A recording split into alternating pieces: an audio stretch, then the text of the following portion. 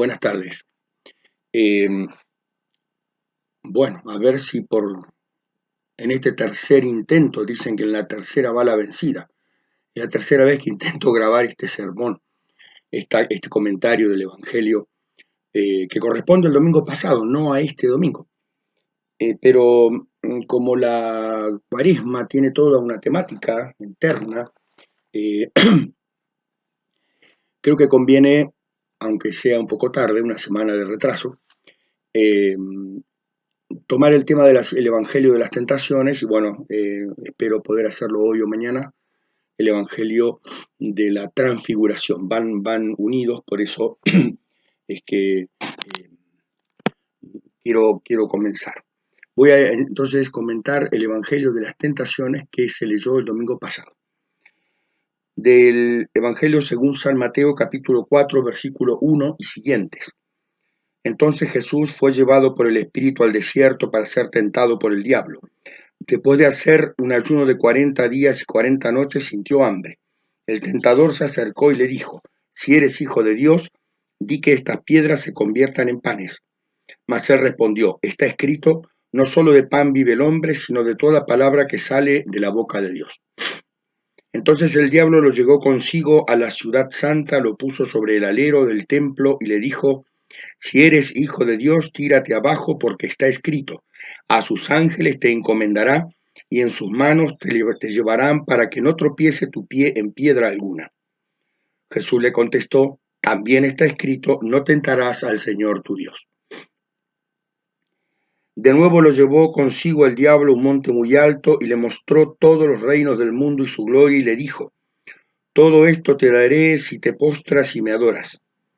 Dícele entonces Jesús: Apártate, Satanás, porque está escrito: Al Señor tu Dios adorarás y solo a Él darás culto. El diablo finalmente lo dejó, y entonces se acercaron unos ángeles y se pusieron a servirle. Este es el texto de San Mateo. El domingo pasado se leía el texto de San Lucas.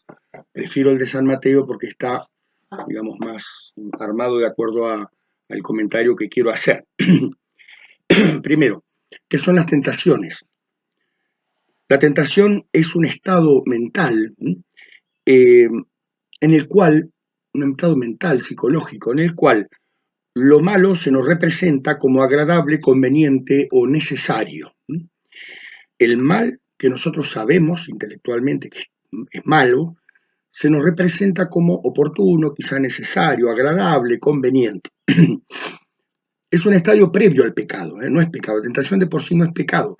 Es algo que se plantea antes, una situación que compromete a toda la persona, ¿no? Todos los valores de la persona quedan comprometidas en la tentación. Dependerá si la persona acepta o no acepta, consciente o no consciente. ¿Por qué son posibles las tentaciones en esta vida? Las tentaciones en esta vida son posibles por dos razones. Primero, porque aún estamos en esta vida corporal y no podemos ver directamente los bienes superiores, los bienes eternos, como es Dios, como es la felicidad eterna, la gracia. No lo podemos ver, lo vemos, digamos, por la fe, e incluso lo vemos reflejado en las cosas de la tierra, pero no podemos verlo directamente. Entonces, es posible que el enemigo nos retoque las imágenes, para decir algo, no nos haga Photoshop en la facultad de la imaginación, y así aquello que nosotros pensábamos que estaba mal, de repente por una situación dada, comienza a parecernos no tan mal, o empezamos a considerarlo, ¿no? A pensarlo. Eso se da porque todavía no vemos el bien, ¿no? Y no somos felices eternamente. En la vida eterna no habrá tentaciones, porque distinguiremos perfectamente lo que está bien y lo que está mal, y veremos la belleza infinita de Dios, que en esta tierra no la vemos. Justamente por eso la tentación juega con eso, ¿no? Nos presenta como una especie de belleza falsa, algo que sabemos que está mal, pero es atractivo. La segunda razón por la cual son posibles las tentaciones es porque estamos sometidos al ataque del diablo. Esto es importante. El diablo es un ángel, Los ángeles han sido puestos por Dios para la administración y el gobierno de los entes corporales, los ángeles más bajos. Los ángeles superiores, como son los serafines, los querubines, están abocados a la glorificación y alabanza de Dios pura. Pero los ángeles inferiores, entre los cuales está el diablo, están abocados al gobierno de la tierra, del universo físico. Y nosotros estamos dentro de ese universo físico mientras estamos en esta vida mortal. Es verdad que el diablo está condenado, que ha sido maldecido por Dios, que está condenado al infierno, pero no por eso Dios le ha quitado la función natural que tiene en la creación el ángel. De la misma manera como cuando uno comete un pecado mortal, no por eso Dios me quita mi lugar de padre de familia, de madre de familia, de sacerdote. O sea, sigo con el pecado mortal, no me quita la función que yo tengo en la sociedad o en mi familia, me quita la amistad con Dios, que es mucho peor, mucho más grave, ¿no? Pero propiamente no destruye lo otro. Al diablo pasa lo mismo, o sea, él sigue teniendo autoridad, por eso el Señor en el Evangelio lo llama el príncipe de este mundo, eso no es un lenguaje alegórico, es real. Entonces estamos bajo su influencia y su influencia está abocada a hacer que nosotros no podamos alcanzar nunca la gloria que él perdió. Tercero, ¿cuál es el proceso psicológico del estado de tentación? Porque hasta ahora vemos la posibilidad por cómo es que podemos ser tentados, cómo es que Cristo pudo ser tentado. Pero, ¿cómo es el proceso mediante el cual el diablo nos pone en esta situación? Primero, en la situación personal está un poco difícil. O sea, el diablo no te va a tentar cuando estás perfectamente bien con los demás, cuando tu oración va bien, no, él va a esperar, va a esperar. Es un estratega sin tiempo el diablo. Entonces va a esperar, en algún momento vas a estar mal, vas a tener alguna enfermedad, un problema, alguna injusticia, algo que va a empujarte, digamos, a obrar el mal o a hacer algo que no apruebas. O sea, una situación difícil, angustiosa para ti. Segundo, el demonio actuará en la imaginación, como decía, haciendo un pequeño cambio en las imágenes. Las cosas de afuera siguen estando ahí, y son como siempre lo hemos visto, pero el diablo les hace como una especie de Photoshop, ¿sí?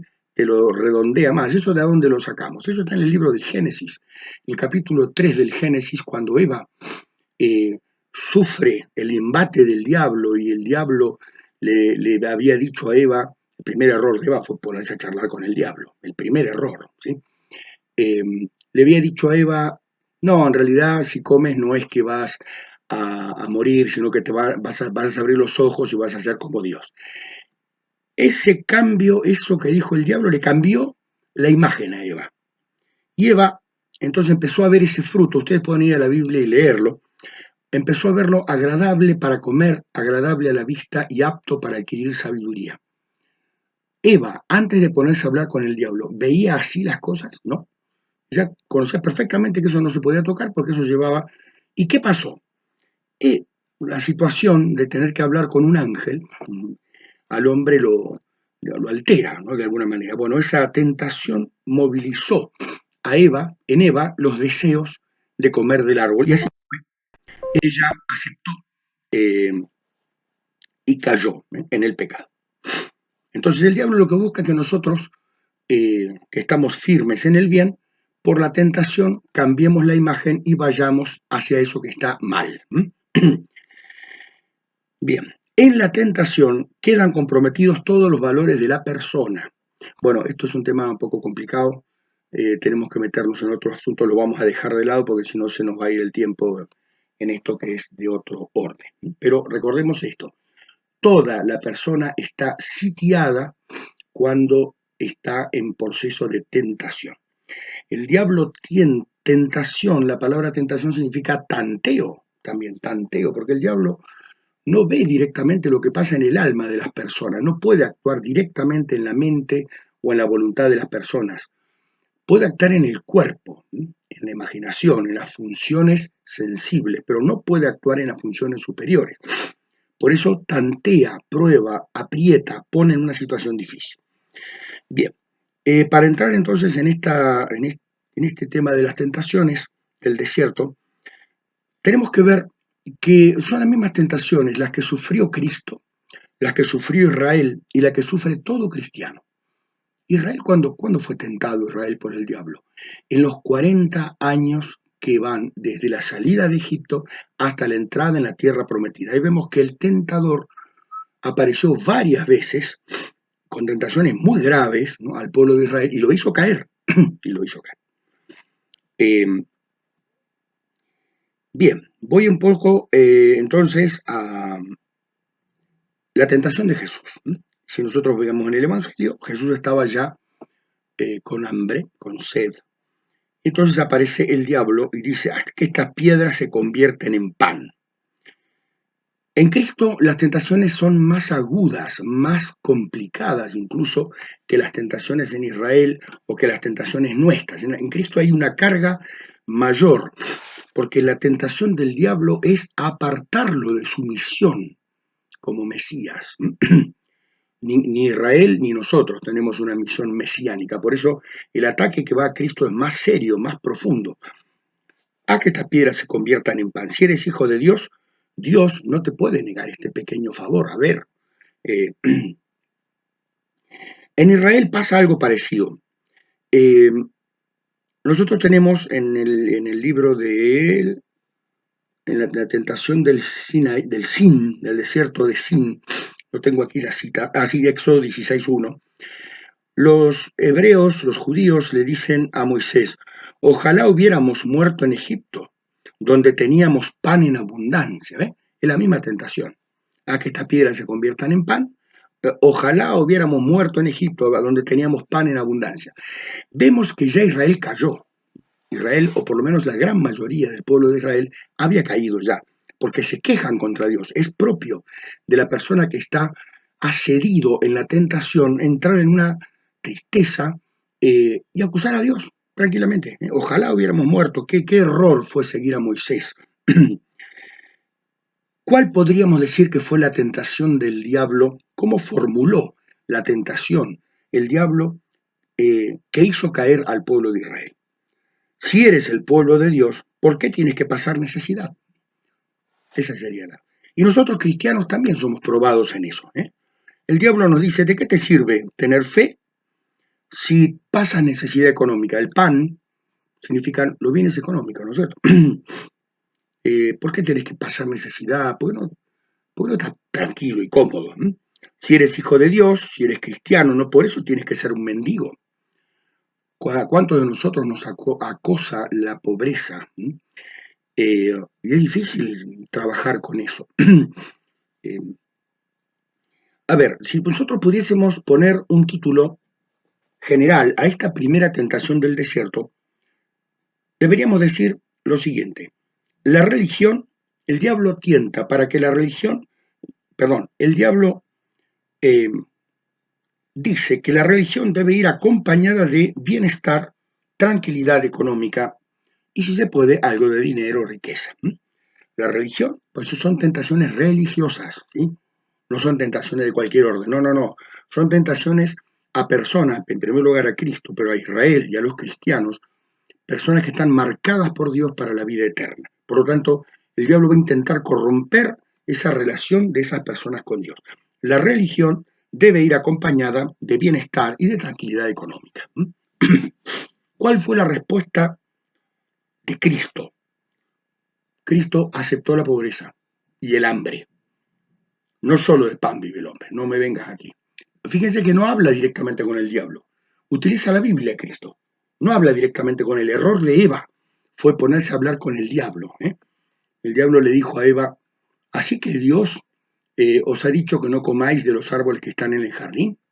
Y Eva se puso a defender a Dios, como si Dios necesitara que nosotros lo defendamos.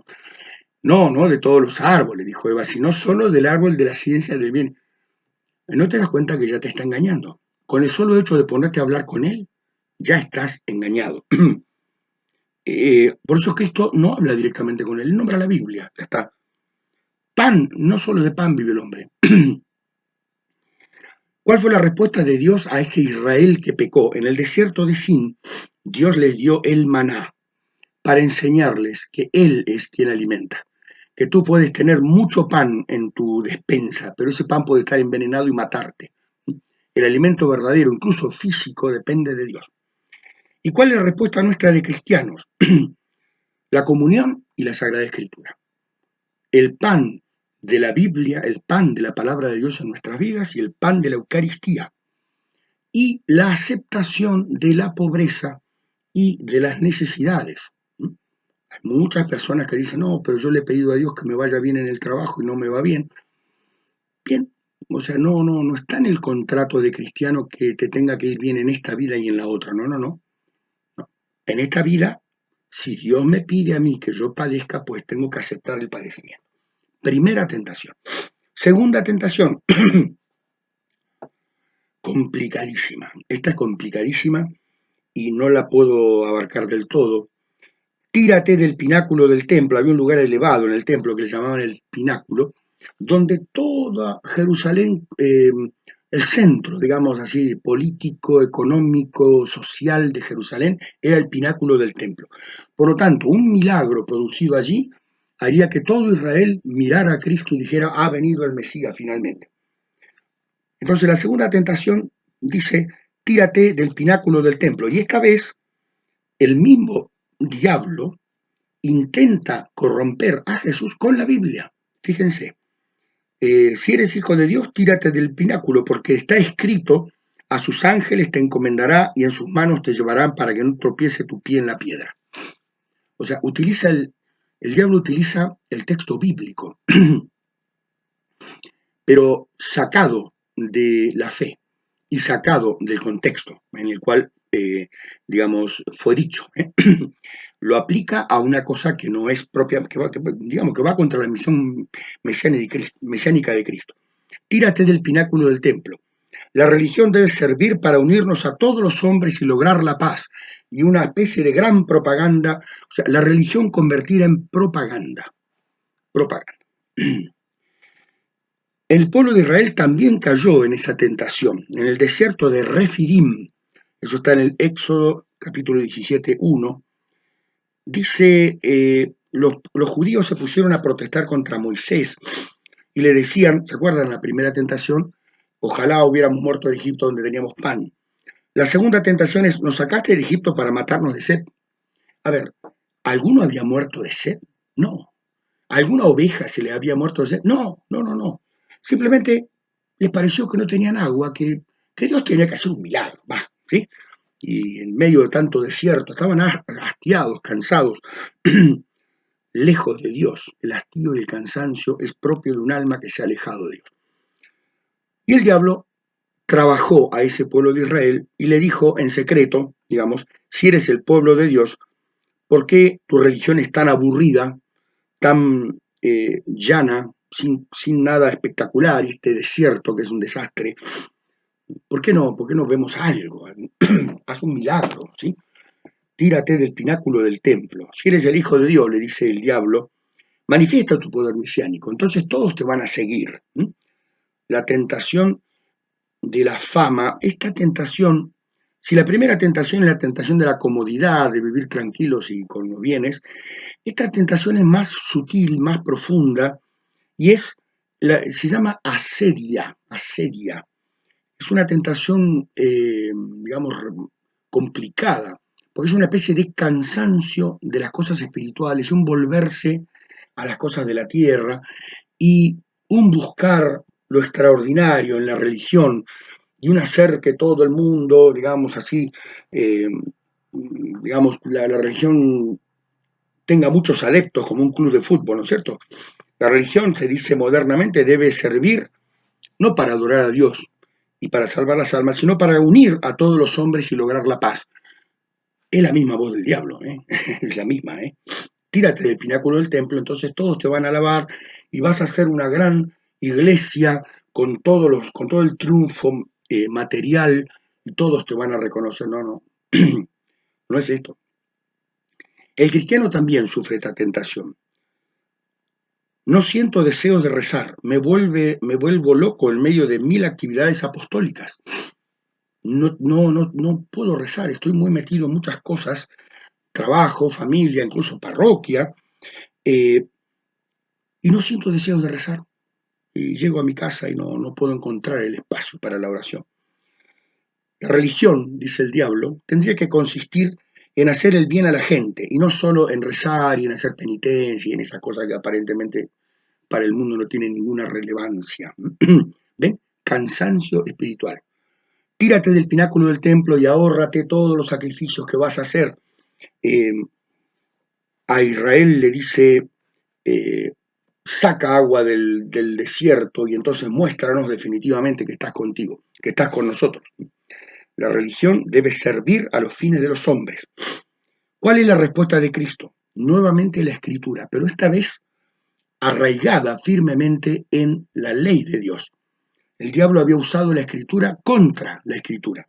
Cristo utiliza la escritura en el sentido propio de la Biblia, porque la Biblia tiene sentido, tiene sentido, no es sacar un contexto, ponerlo en otro, no es sacar una frase y ponerla en otro lugar.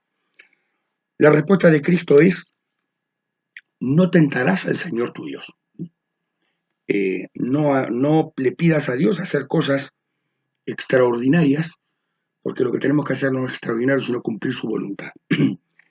La respuesta de Dios al pueblo de Israel que cayó en esa tentación de Refidim, cansados, hastiados, está con nosotros Dios, decían ellos, queremos un signo. Dios le dio el signo, el agua viva. Moisés golpeó la roca y salió agua viva, que significa el Espíritu Santo. El Espíritu de Dios es el que está presente en su pueblo. No busque cosas extraordinarias. Pídele a Dios humildemente su Espíritu. ¿Y cuál es la respuesta que tenemos que tener nosotros los cristianos? Perseverar en la oración, aunque no tenga ganas. Perseverar en el cumplimiento de los mandamientos y de mi deber, aunque no tenga ganas.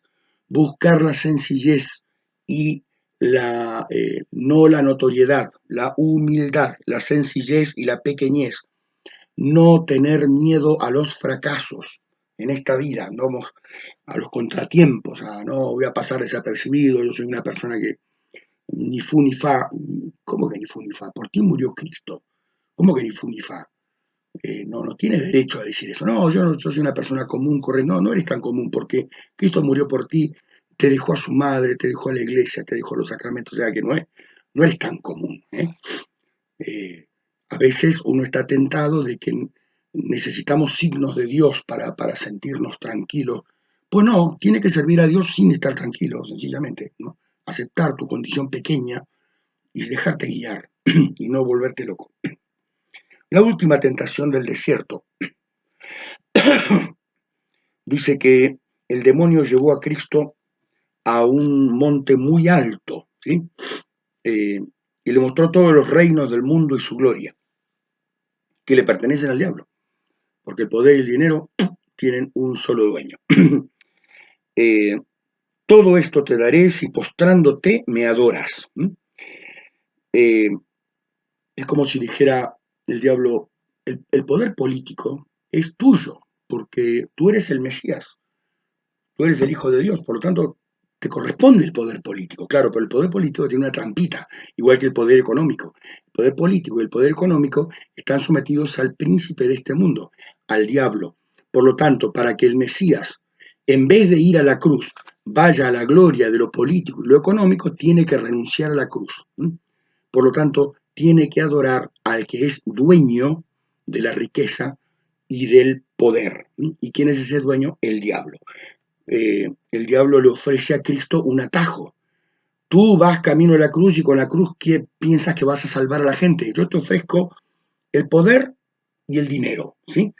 Pero como son míos, o sea, el hombre me los otorgó en el momento en que cayó en pecado original, me dio el poder y me dio el dinero con los que yo los manejo a todos, entonces tú tienes que adorarme. Y ahí le pone la condición a Cristo. La ambición. La tentación tercera, la tentación de la ambición. El tener y el poder.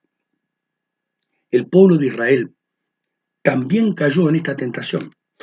Cayó en esta tentación. ¿Cuándo? En el desierto del Sinaí, frente a la montaña misma donde Moisés estaba recibiendo los mandamientos de Dios. El pueblo de Israel le dice a Aarón, el hermano de Moisés, le dice, haznos un Dios que vaya delante de nosotros, un Dios que vaya delante de nosotros en nuestras batallas y que esté con nosotros físicamente. El diablo les decía en secreto, si tú eres el pueblo de Dios, todos los demás pueblos tendrán que servirte y tendrán que pagarte tributo, porque tú eres el pueblo de Dios. Pero claro, tienes que presentar una imagen, porque ¿quién es tu Dios? ¿Dónde está? ¿Dónde está Moisés? Está allá arriba hace 40 días, qué sé yo qué le ha pasado, ¿sí? Necesitamos un Dios concreto, visible, un poder visible, eso significa el ídolo, el becerro de oro. Y Aarón les construyó el becerro de oro. Si eres el pueblo de Dios, los demás pueblos tendrán que reconocerte, ¿m?, y darte su tributo. Y entonces para eso tienes que valerte de la política y valerte del dinero. Por eso el becerro es de oro, el oro. Todo esto te daré si postrado me adora. ¿Ven? La misma tentación. Hagamos un atajo en vez de ir a la cruz y en vez de hacer toda la lucha de Cristo y de la iglesia durante siglos, hagámoslo fácil. Tú me adoras y yo te doy el dinero y el poder. Y entonces conviertes a todos los hombres. No, no, no ese es el camino. El diablo no quiere que Cristo vaya a la cruz. El diablo no quería que el pueblo de Israel llegase a la tierra prometida y que cumpliese con lo que Dios quería. Y el diablo no quiere que yo abrace mi cruz. ¿Cómo se muestra esta tentación en los cristianos? En los cristianos, el dinero y la política aparecen como necesarios para extender el reino de Dios. Esto es muy común. Fíjense los últimos, el cardenal Vecchio, este famoso, que utilizaba las limosnas del óvulo de San Pedro para comprar propiedades en Londres.